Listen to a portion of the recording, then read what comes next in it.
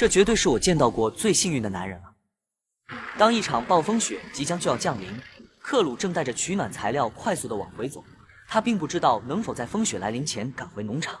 正当他想要先找个地方藏身时，路边竟然出现了一个小房子。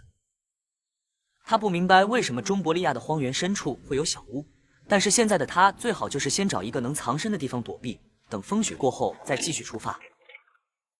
如果此时是你被困，暴风雪即将降临，让你在这里生存3天，能带3件装备，成功还有奖励，你会带什么呢？大胆的说出来，我看看谁的装备厉害。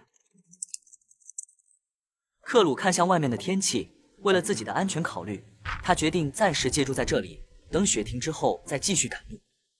现在外面的气温在零下17度左右，这个小屋看起来很久没有人来过。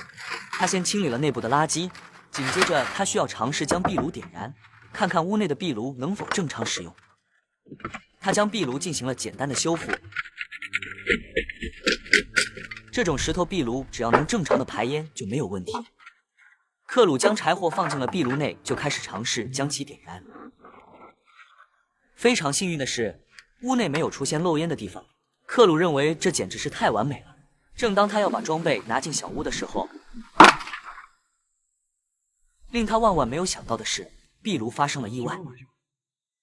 克鲁现在完全不明白为什么会有这样的事情出现，这简直是太不可相信了。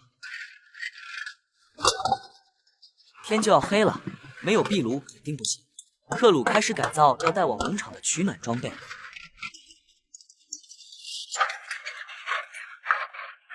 当壁炉再次被点燃之后，他现在只希望不要再出现任何意外了。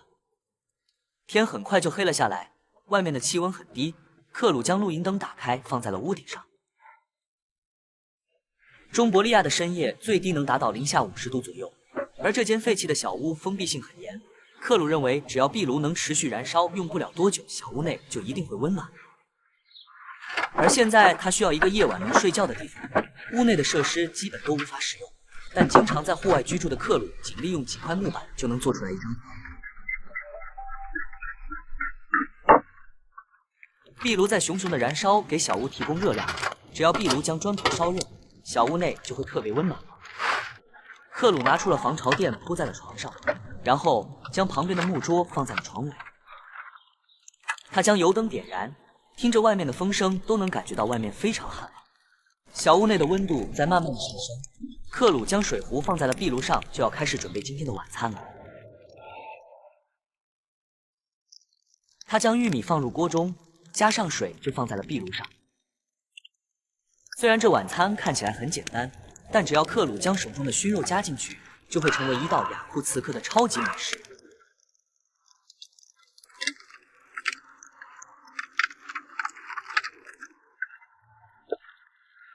外面的风雪正式开始了，气温也随着风雪的到来在迅速下降。而由于克鲁的正确决定，他正躲在一个坚固舒适的小屋里，要准备享用今夜的晚餐了。一口热乎的食物下肚，他感觉身体和精神都得到了充分的满足。由于克鲁今天并没有着急赶路，所以他在石头小屋里面躲过了一场暴风雪。现在的他都不敢想象，如果自己被困在野外，那今夜可能无法度过。现在的小屋已经开始暖和了，克鲁也躺了下来。虽然外面狂风暴雪，但是小屋内却很舒服。他希望明天风雪停止，这样他只需要半天的时间就能回到农场了。